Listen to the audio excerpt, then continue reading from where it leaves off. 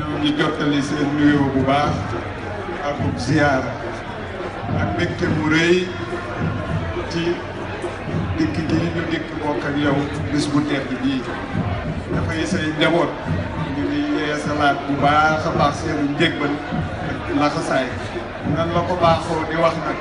section ba am na fa ñoo xam ne rafetlu doxin bi ak naw buñ naw sa taxawaay tax na bokk sax ci kër gi waaye ñu ngi ànd ak ñun ci liggéey bi